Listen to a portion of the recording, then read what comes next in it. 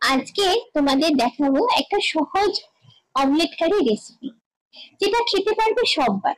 সবাই মানে সবাই, মানে বাচ্চা থেকে বুড়ো অব্দি সবাই।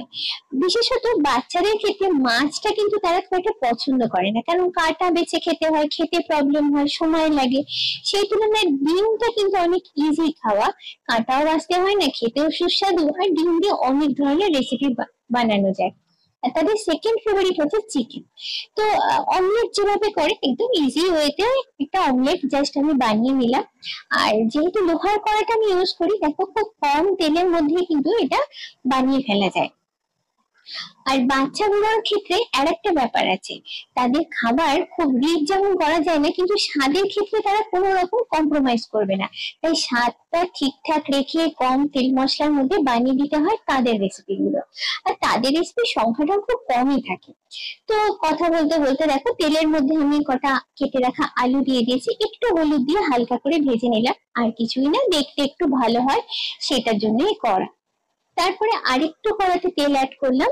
তেল অ্যাড করার পর এবার পরপর পেঁয়াজ আর মশলাগুলো দিয়ে দেবো। একটু পাঁচ ফোড়ন দিলাম।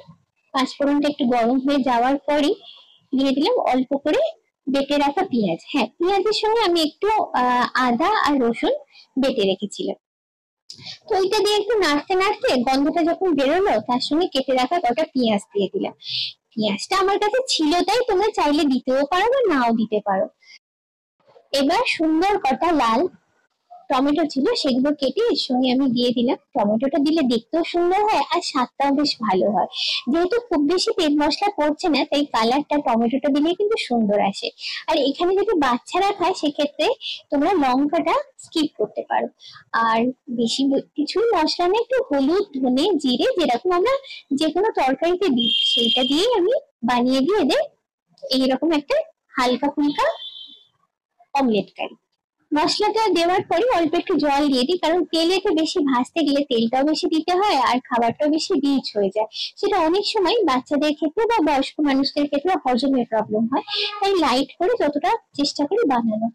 তো টমেটো গুলো একদমই নরম হয়ে সেদ্ধ হয়ে গেছে দেখো, এর জন্য কালারটাও খুব সুন্দর এসছে। তারপরে তাতে ভেজে রাখা আলু টুকরো গুলো দিয়ে দিই। বেশি কিছু না, অল্প একটু নাড়াচাড়া করে কিছুই না, একটা মাখো মাখো চেহারা যখন দেখলাম এসে গেছে, তার সঙ্গে জলটা মিশিয়ে দিলাম। জলটা তোমরা যে যার আন্দাজ মতো দিতে পারো। আমার বাড়িতে সবাই একটু ঝোল বেশি পছন্দ করে, তাই জলের পরিমাণটা আমি বেশিই দিলাম একটু। তারপরে তাতে ভেজে রাখা অমলেটটা দিয়ে 8 থেকে 10 মিনিট ঢাকা দিলেই মোটামুটি অমলেট কারিটা রেডি হয়ে যায়।